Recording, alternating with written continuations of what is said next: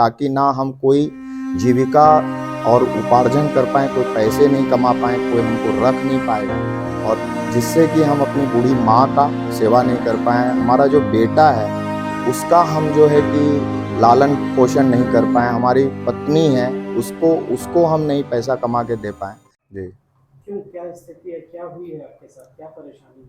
मेरे साथ जानलेवा हमला 8/2/2025 को किया गया था और ये हमला शिव शक्ति होटल सांझोतरी श्याम बेहड़ बौंसी बांका में किया गया था। ये जो घटना हम पे हुई थी एक साजिश के तहत जान मारने का घटना है और इस घटना का जो मास्टरमाइंड बोलिए या मुख्य आरोपी है वो ललन कुमार यादव हैं। पिछले 2 साल से हमारे पीछे पड़े हुए हैं, हमारे परिवार के पीछे पड़े हुए हैं। सबका नौकरी, सबका संपत्ति, सबको मेरे फैमिली को कटघरे में खड़ा करके वो चाहते हैं कि हम सारा संपत्ति इनका ले लें।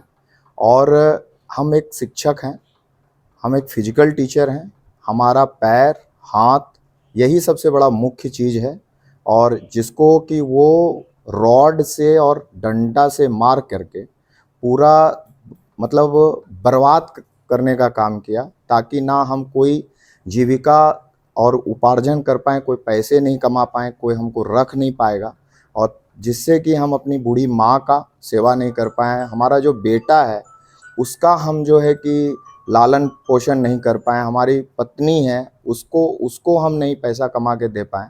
मतलब एक बोलिए तो मूल तौर पे एक अपाहिज बना करके छोड़ देना और रोड में हमको फेंक रहे थे। इसके बाद भी महादेव का और हमारे माँ पिताजी का बहुत बड़ा आशीर्वाद है जो कि आज हम आप लोगों के सामने हम आप लोगों के सामने में हम अपना दुख भरी कहानी बता रहे हैं। बस हम जमीनी विवाद है? ये ज़मीनी विवाद है और पिताजी के समय से ही ये ज़मीनी विवाद वो करते आ रहे हैं।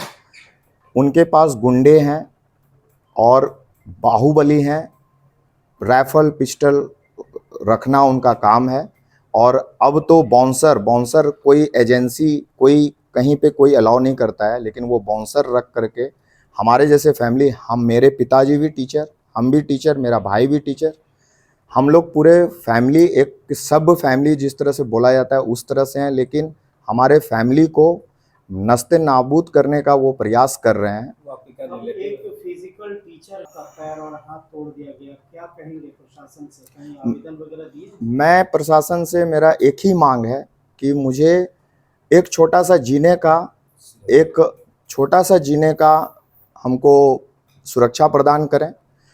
दूसरा चीज़ कि हम एक शिक्षक हैं, मान सम्मान प्रतिष्ठा ये तीनों चीज़ हमको वापस किया जाए, क्योंकि यदि हमारे अंदर मान प्रतिष्ठा हमको नहीं मिल पाएगा और इस तरह से बर्बरता रूप से एक शिक्षक के साथ होगा तो कहीं पे शिक्षक बिहार सरकार में, ऊपर से बिहार सरकार में है, 2-3 स्कूल में हम जाते हैं, उसके बाद भी इस तरह से हमारे साथ जानलेवा हमला करना और पुलिस कहती है कि उसकी संलिप्तता नहीं है, उसका होटल, उसका गुर्गा, उसका गुंडे, तो फिर संलिप्तता किसका है? बक्सर से आकर के यहाँ पे कोई संलिप्तता तो नहीं कर सकता है। बक्सर से उसको रखा गया यहाँ पे as a bouncer, as a गुंडा, छपरा के कई वहाँ पे बदमाश और गुंडे और पासर उस होटल में रहना, सोना और वहीं पे अड्डा है। तो शिकायत आपने कहा था? इसकी शिकायत हमारी वाइफ ने डीआईजी सर को किया। DIG sir